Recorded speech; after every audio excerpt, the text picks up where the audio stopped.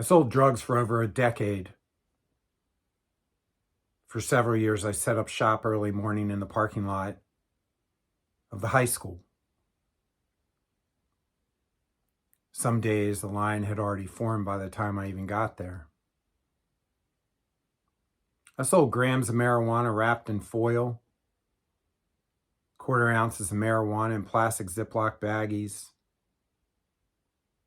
grams of cocaine in little folded up paper packages, and handfuls of speed and barbiturate pills. I never had to go sell drugs at the junior high. Business was too good at the high school. Yes, I agree. I'm a loser, low-life piece of shit, junkie, alcoholic, dropout. Guilty. I'm also many other things too.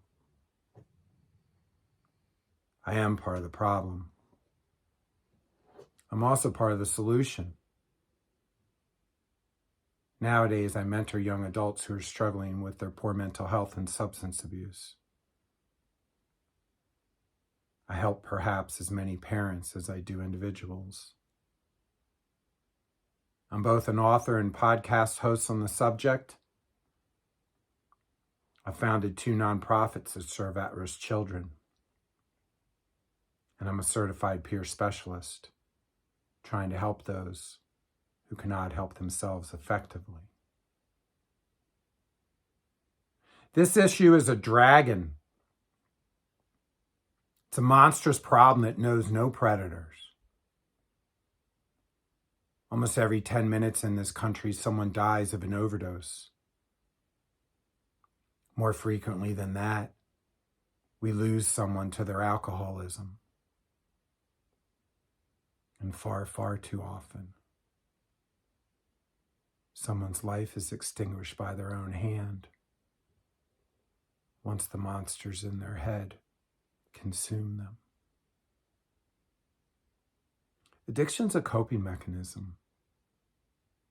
When the pain and fear inside of us bubbles up and becomes so much that we can't even function, we self-medicate with drugs and alcohol. For many of us, this goes back to the beginning, because the exclusion of safety and love in our childhood can produce the same void as physical abuse.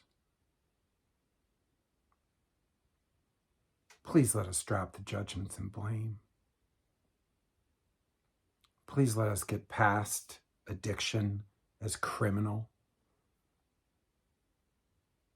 Please let us dismantle the shame of admitting our poor mental health.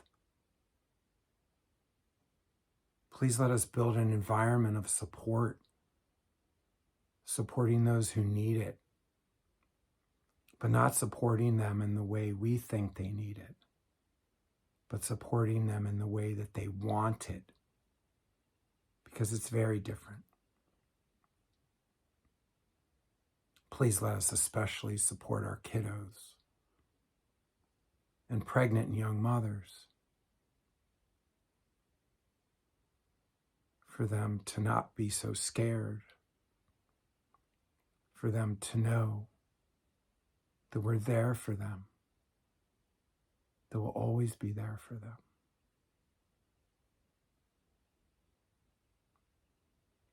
I like to maintain avid hope that something new and different and better is possible for us all. I like to maintain avid hope that we all withhold the willingness to face down and leave behind what once stopped us in our tracks. I like to maintain avid hope that we can come together and support each other with love. Sure, set boundaries, have limits, teeter the line between self-preservation and enabling and tough love. Sure.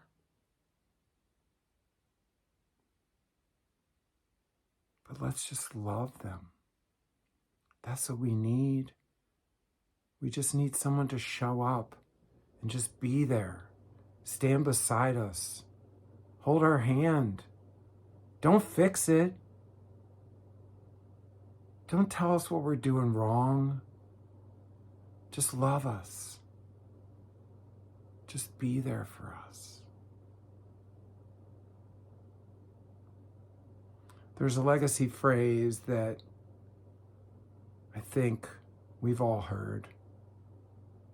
It's a legacy phrase that I think too often is dismissed.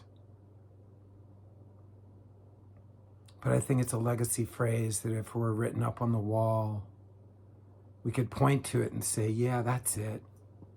That's what we should be doing. More of that. It's a legacy phrase that I hope that we could perhaps hear with new ears and let it soak in and let it mean something more. Let it resonate. It's a legacy phrase that I think if we took a little more seriously, we could start to make a change for the better. Are you ready? It takes a village.